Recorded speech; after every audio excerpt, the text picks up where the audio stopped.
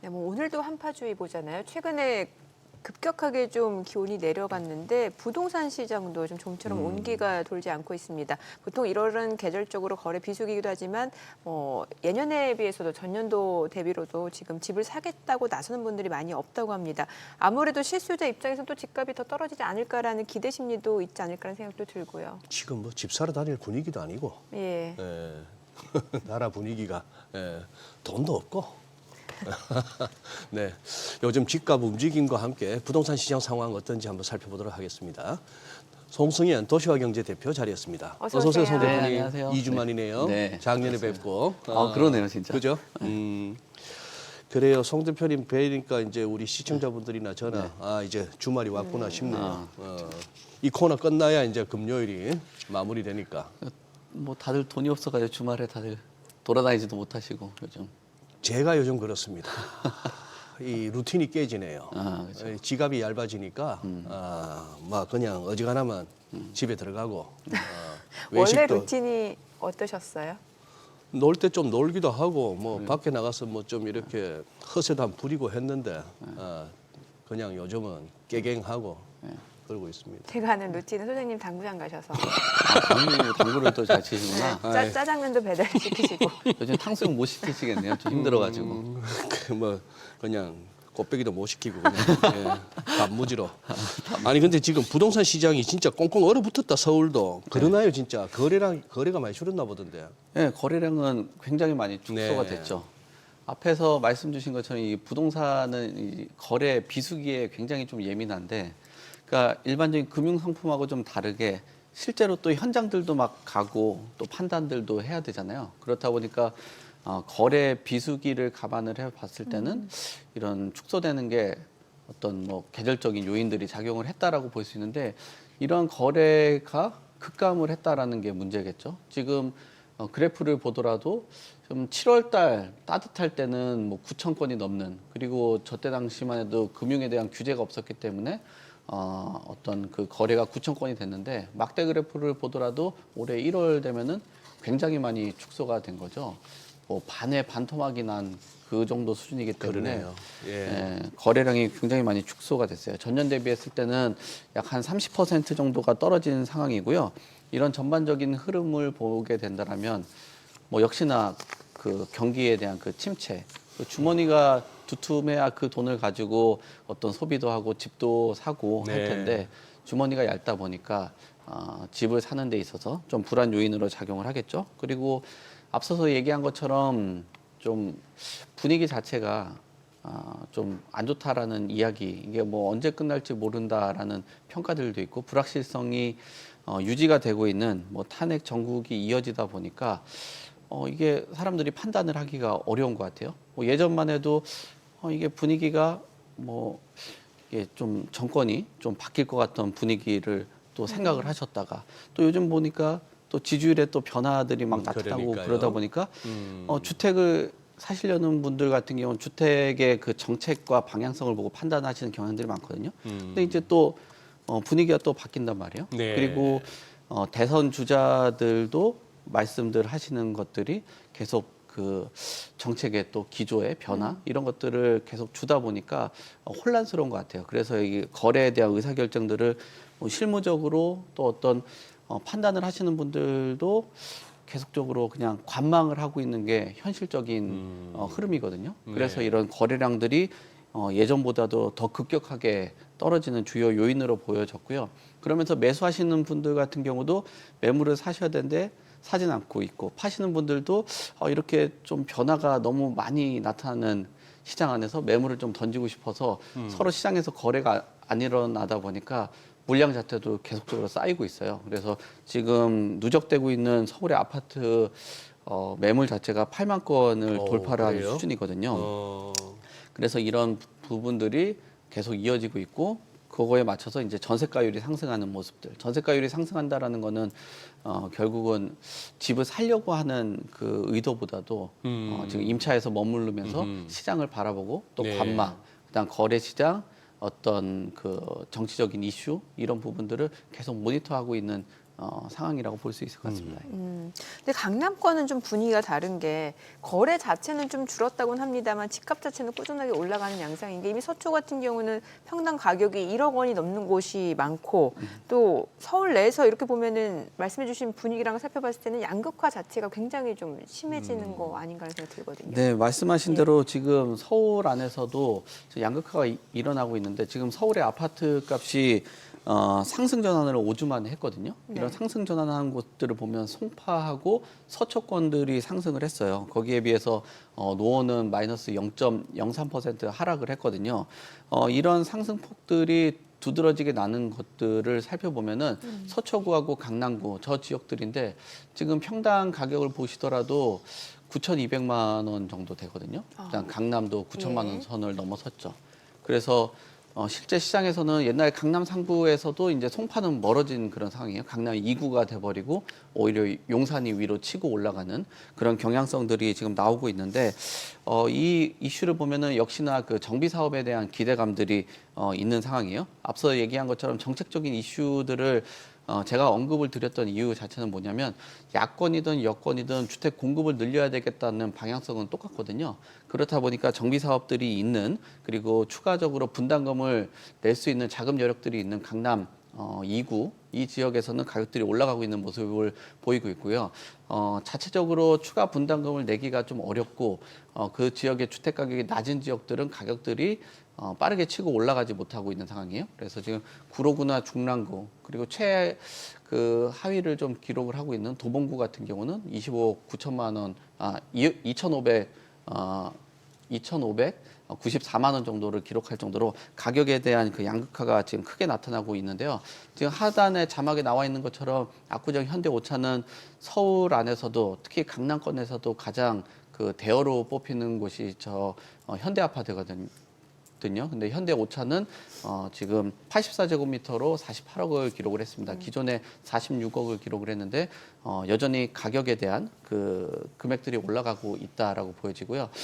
이 부분에 대한 문제점들을 보면은 그간 이 강남권 같은 경우는 거주하기에 대한 그 만족도, 향후에 정비 사업이 마무리되고 나서도 주택의 그 질이라든지 주변의 인프라들이 너무 좋다 보니까 실수요자들이 많이 관심을 가져요. 그래서 실수요자들이 특정 지역에 그리고 가격 경쟁력이 있는 소위 말하는 그 똘똘한 한 채 쪽으로 쏠림 현상들이 나타나면서 가격들이 굉장히 높게 올라가고 있다. 거기에 비해서 다주택자라든지 임대사업자들은 역시나 뭐 대출에 대한 부담이라든지 투자 시장이 얼어붙다 보니까 아무래도 똘똘한 한 채 쪽, 주택 한 채 쪽으로 쏠려가다 보니까 가장 입지적으로 그리고 향후의 미래 가치를 담고 있는 지역들 그리고 한강변 주변들 이런 지역들의 쏠림 현상들이 나타나면서 실거래가들이 급등하는 그런 모습들이 나타나고 있습니다. 네. 여기 뭐 토지거래 허가제 이것도 한번 설명해 주시죠. 이게 뭐 한 5년 만에 해제될 가능성이 커지면서 강남 쪽이 또 들썩거리고 있다. 우리 또 작가님 적어주신 거 읽어보니까 잠삼 대청, 네. 아마 잠실, 삼성, 대치, 청담 같은데 네. 뭐 매물이 사라지는 분위기라면서요? 네, 앞에 이제 뭐 앞머리를 네. 이제 따서 한 잠삼 거죠. 대청? 네, 네. 잠삼 대청이라고도 예. 많이 하는데 예. 오세훈 시장이 얼마 전에 뭐 여러 가지 그 발표를 하는 그 과정 안에서 송구스럽다라는 표현을 했어요. 그 말은 뭐냐면은 주택 가격들이 올라가고 있는 상황에서 네.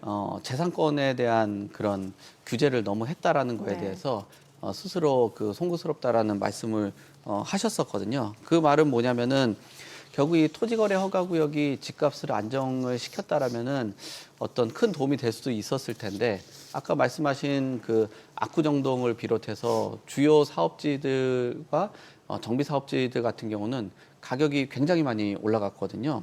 특히나 실제 거주를 하는 측면 안에서 거래를 하다 보니까 전세를 끼고 소위 말하는 갭 투자라고 하죠. 갭 투자가 불가능해요. 그러면은 그 갭 투자가 불가능하다라는 거는 거기에 만약에 매매나 거래가 일어나면은 그 지역에서는 이제 전세 물량들이 없어진다라고 보시면 돼요.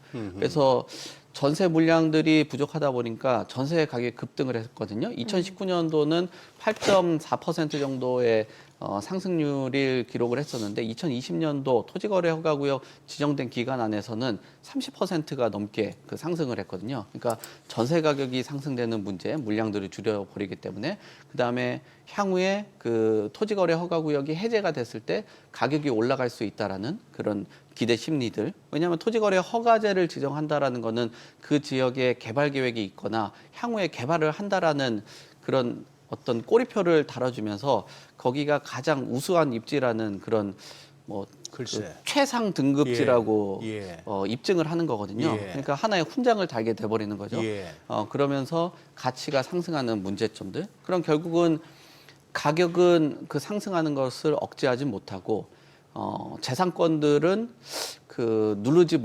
재산권들은 어떤 활용을 못하는 그런 문제점들을 발휘하다 보니까 서울시 안에서도 이 부분에 대해서 뭐 용역도 내고 뭐 여러 가지 연구들을 해봤는데 가격은 일시적으로 누를지 모르겠지만 가격이 상승하는 이런 문제점. 근데 재산권은 활용하지 못하는 문제 이런 것들이 충돌되다 보니까 아무래도 뭐 서울시 이걸 이제 지정할 수 있는 사람들이 정부하고 또 각 지자체장들이 지정을 할 수 있거든요. 네. 그러다 보니까 여기 서울시 안에서도 그 오세훈 시장이 송구스럽다라는 얘기를 한다라는 거는 결국은 뭐 주택 가격의 문제점, 거래를 활발하지 못하게 하는 거래량 축소, 그 다음에 전세가 상승 이런 문제점들이 낳은 토지거래 허가제다 보니까 외국에서는 뭐 이 부분들에 대해서도 사실 뭐 미국이나 이런 곳들 같은 경우는 뭐 군사시설이나 이런 데들은 아무래도 보안적인 문제가 있기 때문에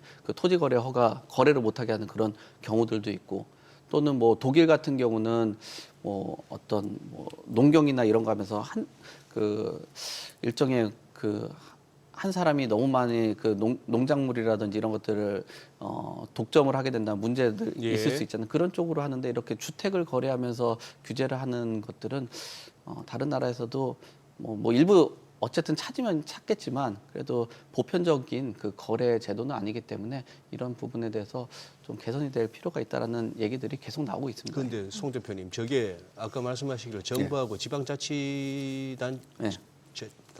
네.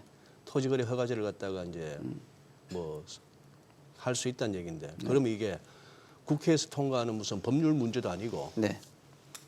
그러면 지역이나 이런 것도 네. 그리고 허가제 적용 기간도 네. 그 마음대로 정하는 거예요? 그 5년이라는 기간이 있긴 한데 네. 또 추가적으로 재지정을 추가적으로 계속한다라면은 그 기간들이 계속 늘어날 수 있기 때문에 이런 문제들을 안고 있죠. 그래서 그래서 그러면 또 언제 가서 저 또 토지거래 허가제라는 저 소위 말하는 정책 카드를 또 들이댈지 또 모르는 거 아닙니까? 또 그렇죠. 어느 지역이 또 적용받을지도. 그렇죠. 그리고 저런 곳들이 적용을 받는 곳들이 지금도 나와 있는 것처럼 비강남권 재건축 예. 단지라고 이야기 나오고 있죠. 예. 목동이라든지 성수동 그리고 여의도 뭐 이런 지역들도 토지거래 허가구역으로 지정이 되고 그뿐만 아니라 신속통합기획이라든지 또 빌라들이 많이 분포되어 있는 지역들도 이 토지거래 허가구역으로 지정이 되거든요. 그러면 거기에 이제 거래를 못하다 보니까 거기서 주택 공급도 일어나지 않고 자율적인 거래량들이 나타나지 않습니다. 서울시에서 토지거래 허가구역 지정된 곳들 나중에 어떤 그 서울시에 들어가서 보면은 굉장히 많은 곳에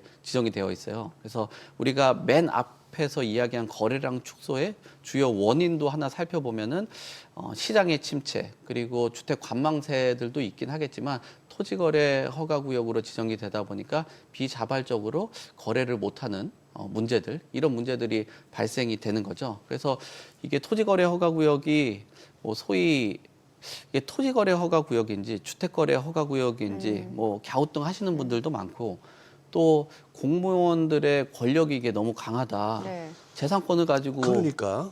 권력을 예. 가지고 일반 시민들의 사유 재산을 이렇게 눌러버리는 거기 때문에 소위 아니, 부동산 업계 안에서는 네. 예. 뭐 공산당 얘기까지도 나올 글쎄, 정도로 약간 그런 얼마든지 네. 그런 어떤 네. 불만이 나올 수 있는 거죠. 네. 가격 폭등 제어 효과 없어. 아까 송 대표님도 지적하셨지만 뭐요? 잠삼대청 예. 여기를 갖다가 그러면 토지 허가제로 이렇게 네. 적용한다라고 하는 순간 네. 여기는 조금 나중에 이제 집값이 엄청 뜰 거야 땅값이 네. 그 얘기나 똑같은데 네, 그렇죠. 네. 조금만 상식이 있으면은 네, 그렇죠. 네. 아우 좌지가 선출직이 됐건 임명직이 됐건 공무원 행정직에 계신 분들은 그냥 가만 계셔주는 게 도와주는 거예요. 자꾸 쪼물럭거리지 말고 시장을. 네. 예. 월세 좀 여쭤볼게요. 네. 최근에 오히려 전세 쪽보다는 월세가 지금 굉장히 많은 거죠? 네, 지금 월세 관심들이 예. 커지고 있는 상황인데, 근데 이게 사회적인 변화들도 있어요. 예전에는 월세라고 하면은 좀 서러운 그런 뭐 어떤 임대 상품이거든요. 사글세라도 옛날에 불리고, 사글세. 예, 저희도 어머니가 사글세. 참 오랜만에 듣는다. 그러니까요. 네. 저희도 어머니가 예전에 집을 지어가지고 임대를 주시고 그러면 네. 뭐 전봇대 같은 데다 막 사글세, 월세 뭐 붙여가지고 막 구하고 했거든요. 네. 그러다가 이제 월세 살다가 전세로 이동하고 또 전세에서 이제 내 집 마련을 하는 그런 뭐 하나의 그 단계였는데 지금 월세라는 것 자체가 강남권에 가면은 월세 내시는 분들 그 임차인들이 임대인보다 돈이 많은 경우들도 많아요. 그렇죠. 예. 그래서 저 월세에 대한 인식도 변한 것도 사실이고요. 그리고 기본적인 그 바탕으로 본다라면 매매 가격 대비했을 때 또 전세 가격도 많이 올라갔기 때문에 전세 가격에서 이제 부담스러우신 분들은 보증금을 좀 조정을 하고 그다음에 월세로 가시는 이런 경향들도 나타나고 있고요. 그리고 집값이 조정된다라고 생각을 하다 보니까 누구한테 이제 점점 전세에 대한 신뢰도가 떨어지다 보니까 누구한테 수억씩 이렇게 맡긴다라는 게 부담스럽게 작용하는 거예요. 예. 그래서 보증금을 낮추고 집값이 좀 급매로 조정이 됐을 때 집을 사겠다라는 그런 관망 수요들도 상당히 많은 것 같아요. 그래서 지난해 서울의 월세 비중은 44.5%로 변화를 했고 이게 이제 뭐 전세에 대한 리스크들 그리고 월세에 대한 인식 개선 이런 부분들로 있어서 지금 월세가 올라가고 있는 그 지수의 추이도 굉장히 좀 가파르게 올라가고 있고요. 이게 월세가 전세보다도 선호도가 높아지고 있는 흐름이 점점 이제 크게 좀 나타나지 않을까. 그리고 심지어 이제 시장 안에서 이제 임대인들 같은 경우도 소위 말하는 그 갭 투자로서 예. 효과가 좀 적다 보니까 네. 월세로 놓고 임대 소득을 받는 예전처럼 전세 갭 투자보다는 월세 임대 소득을 얻는 그런 트렌드가 최근에 부동산 시장에서 나타나고 있다고 보시면 될 것 같습니다. 시간은 얼마 없습니다만요. 삼기 신도시 여기 지금 뭐 본청약이 시작된다고요? 예, 3기 신도시 지금 본청약들이 일어나는데 지금 주택 공급이 부족하다 보니까 지금 민간 쪽보다는 공공 쪽에서 공급을 많이들 해왔어요. 그 중에서도 이제 3기 신도시 주요 지역들 이런 지역들의 본청약에 많은 사람들이 관심을 갖고 있는데 지도 보시면은 지금 하남, 교산이라든지 이런 지역들은 많은 분들이 관심을 가질 만한 그런 지역이고요. 그다음에 남양주, 왕수, 네. 그다음에 고양, 창릉 이 지역들도 관심들을 가지시면 좋을 것 같습니다. 올 연말까지 3기 신도시가 분양 물량이 한 8천 가구 정도 예정이 되고 있기 때문에 많이 관심을 가지면 좋을 것 같고요. 특히나 3기 신도시 같은 경우는 요즘 키워드 자체가 분양가 상한제 지역 이 지역이 가장 그 관심도가 높고 경쟁력이 높은 지역인데 기존 대비했을 때 1기 신도시보다도 거리가 훨씬 더 가까우면서 가격에 대한 그 경쟁력이 있기 때문에 이 다른 3기 신도시보다도 관심을 좀 가지시면 좋을 것 같고요. 그 외에도 공공택지 안에서도 1만 3천 가구 정도가 또 대기를 하고 있어요.